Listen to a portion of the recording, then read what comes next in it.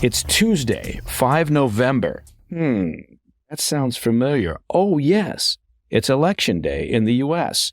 Welcome to the President's Daily Brief. I'm Mike Baker, your eyes and ears on the world stage.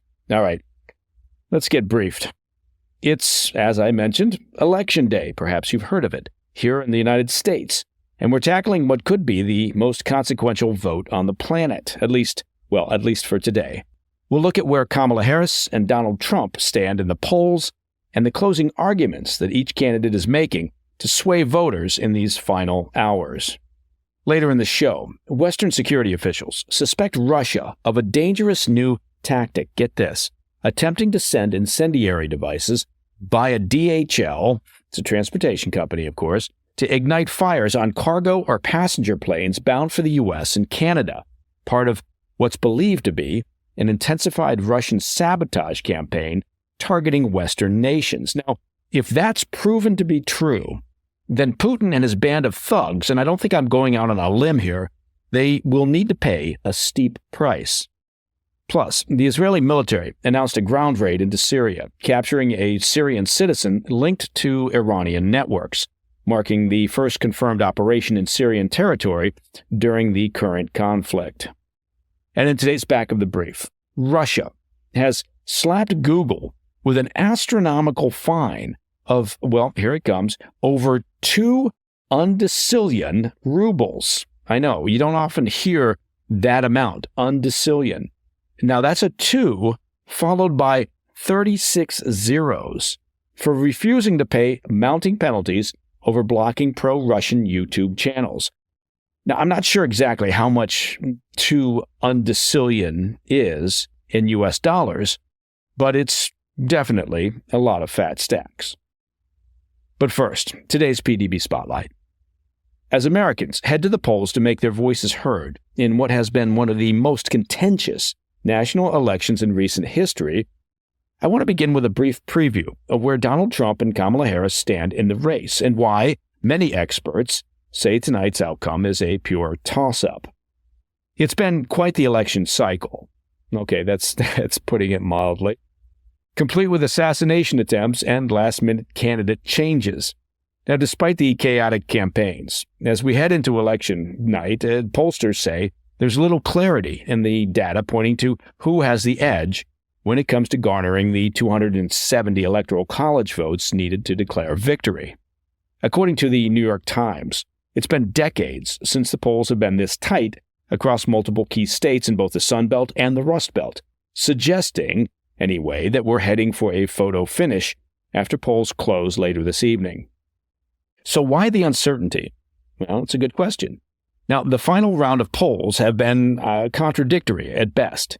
The latest New York Times and Siena College poll released Sunday gives Harris the edge, showing her leading in 4 out of the 7 swing states, namely Georgia, Nevada, North Carolina, and Wisconsin. They have Harris tied with Trump in Michigan and Pennsylvania, with Trump only leading in Arizona.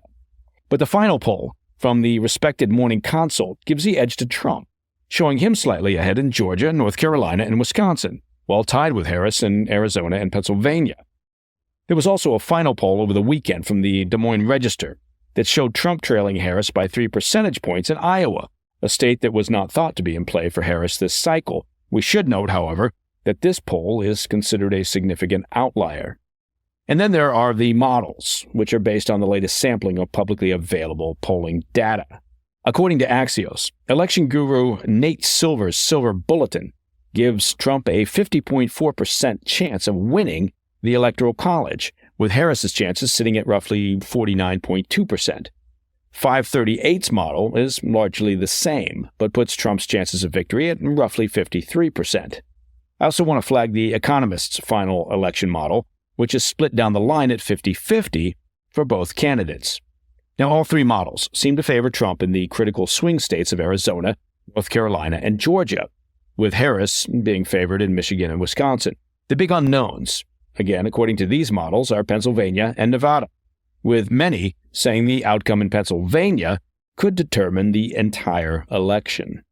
To complicate matters, okay, as if it wasn't already confusing enough, pollsters are warning that there is a chance that a systematic polling error, such as oversampling one side, could upend these predictions and lead to a potential landslide victory for one of the candidates.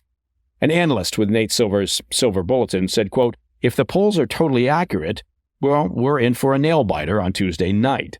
But a systematic polling error is always possible, and even an average polling error would upend the state of the race." End quote. Who pays for these polls anyway? Why do it?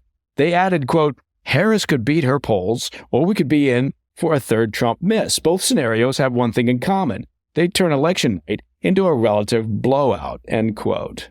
Bottom line is, nobody knows. The pollsters don't know, but God bless them. They keep trying and they keep sending out their invoices.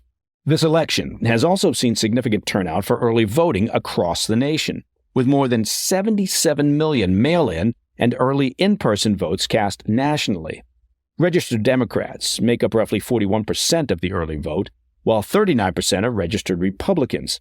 Another 20% are those without an allegiance to the major political parties. Now, while we know the political affiliation of early voters, there's no way to know, of course, who they may have cast their vote for. As for the candidates, both Trump and Harris are projecting optimism, of course they are, about their chances heading into election night, as opposed to being cynical. Nah, I don't think I've got a chance. Harris spent her final day of campaigning on Monday in Pennsylvania, alongside celebrities like Oprah Winfrey and Lady Gaga. And of course, for all my political insight and opinions, I turn to Lady Gaga and other celebrities.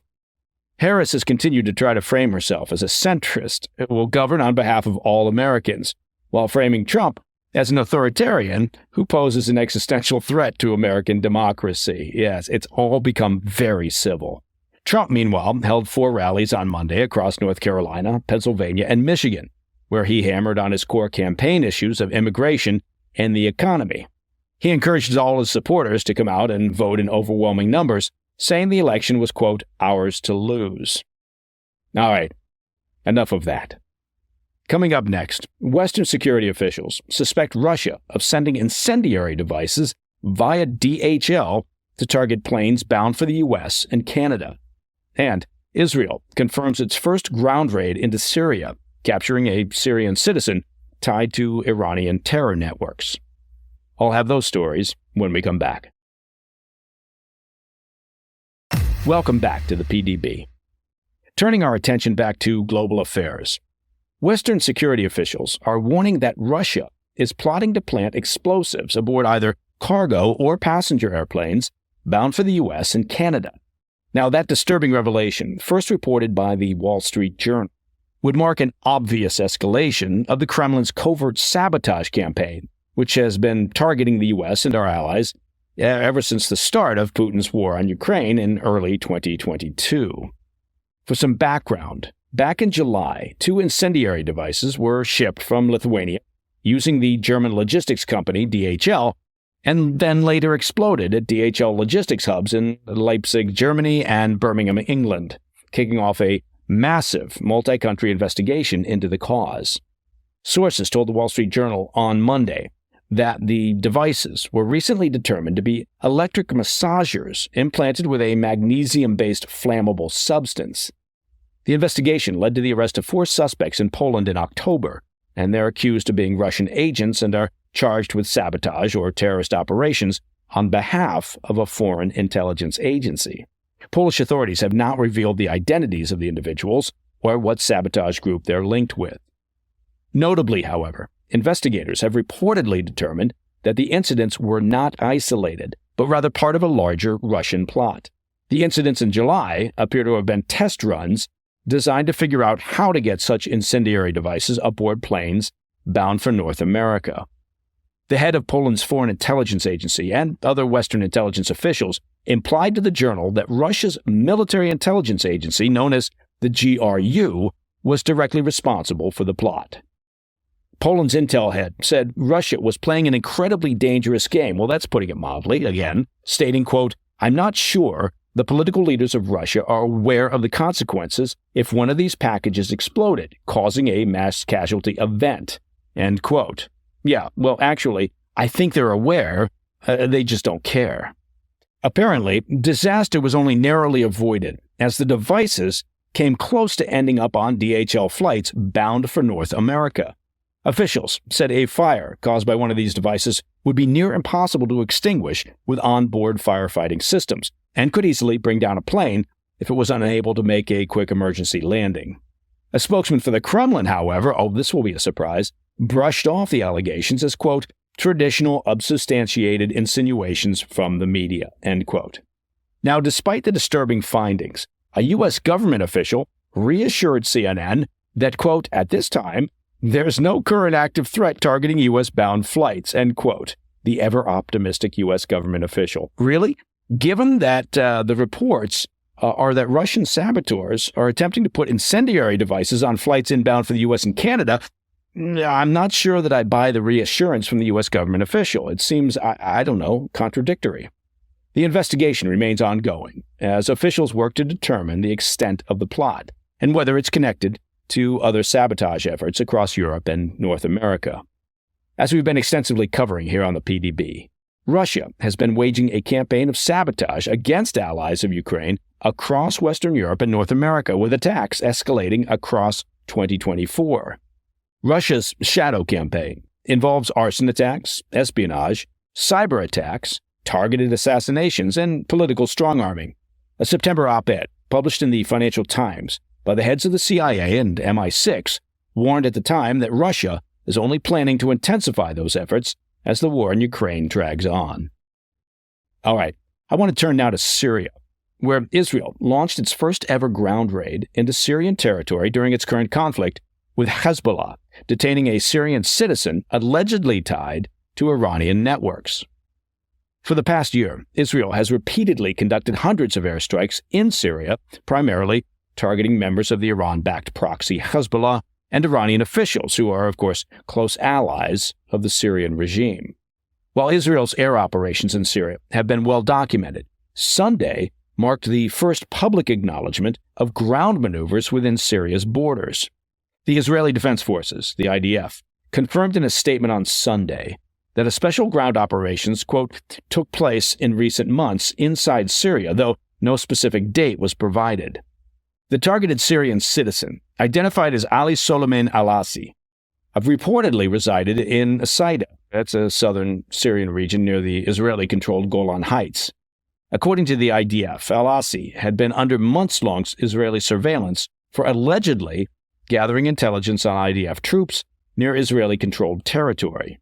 His arrest, the IDF stated, quote, prevented a future attack and exposed the operational methods of Iranian terror networks located near the Golan Heights, end quote. While Syrian officials have not formally acknowledged the incident, a local pro-government outlet, Sham FM, reported on Sunday that an Israeli operation over the summer resulted in what it labeled a, quote, kidnapping in southern Syria. Body camera footage released by the IDF shows soldiers detaining a man in a white tank top inside a building. Al-Asi was reportedly taken to Israel for interrogation, marking a significant shift in Israel's operations within Syria. Meanwhile, Israeli Prime Minister Netanyahu visited the Lebanese border on Sunday, reaffirming his commitment to halting Hezbollah's, quote, oxygen lifeline, which is Iranian weapons smuggled through Syria. Netanyahu emphasized that Israel's 6-week bombing campaign in Lebanon aims to cripple Hezbollah's ability to operate near Israel's northern border, with the goal of ending more than a year of hostile fire directed at northern Israel. As we've been tracking here on the PDB, Sunday's statement from the IDF follows a ground raid in northern Lebanon on Saturday by Israel's elite naval commando unit, which targeted Imad Ammaz, reportedly responsible for Hezbollah's naval operations. This marks the first known ground mission in northern Lebanon as Israel intensifies its efforts to dismantle Hezbollah's operational network in the region. All right, up next, in the back of the brief, Russia hits Google with a mind-boggling fine of over 2 undecillion rubles. And that's a 2 with 36 zeros, and we're still working to figure out how many U.S. dollars that could be, over unpaid penalties for blocking pro-Russian YouTube channels. I'll have the details after the break. In today's back of the brief, Russia is coming for Google's wallet. That's got to have to be a big wallet. claiming the tech giant owes over 2 undecillion rubles.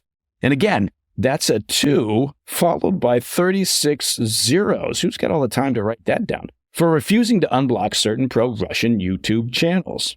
Now, for all of you attempting to convert that sum into dollars, 2 undecillion rubles would be about 20 decillion, or roughly 20 billion trillion dollars. Still doesn't really clarify it, does it? You may be wondering if a sum that huge even exists. And the answer is no, it does not. For perspective, the entire world's GDP is around $110 trillion. That's according to the International Monetary Fund. Meanwhile, Google's parent company, Alphabet, is worth a modest $2 trillion by comparison. So Russian state media outlet TASS reveals a Russian court demanded Google restore the blocked pro-Russian pushing channels, which have been offline since Russia's invasion of Ukraine in 2022. Since Google didn't comply, well, the fines are snowballing, doubling every week, until now you've got 2 undecillion rubles. The Kremlin isn't amused, well, but they are amusing, with spokesman Dmitry Peskov admitting he, quote, can't even pronounce the astronomical number. Well, if you can't pronounce it, can you really find somebody with it? But adding that it's, quote, symbolic, it's symbolic, of Russia's stance that Google shouldn't be bossing around their broadcasters. While Google's not exactly sweating the latest fines, the tech giant, in its quarterly earnings report, published last week, mentioned, quote, ongoing legal matters in Russia, saying that the fines are piling up over disputes involving, quote, sanctioned parties. Still, Google claims that these legal hits won't materialize, and so therefore won't put a dent in its bottom line. Since Russia's full-scale invasion of Ukraine, Google has dialed back its presence in the country. Now, that's unlike other tech giants who bailed completely. Services like YouTube and Search still work there in Russia, and Google's Russian branch filed for bankruptcy after the government froze its bank accounts. 2 undecillion rubles. I'll get back to you and let you know exactly how many dollars that could be. And that, my friends, is the President's Daily Brief for Tuesday, 5 November. If you have any questions or comments, please reach out to me at pdb@thefirsttv.com. And of course, in the event that you're hankering for an ad-free PDB experience, well, we've got you covered. Simply become a premium member of the President's Daily Brief by visiting pdbpremium.com. See, I told you it was simple. I'm Mike Baker, and I'll be back later today with the PDB Afternoon Bulletin. Until then, stay informed, stay safe, stay cool.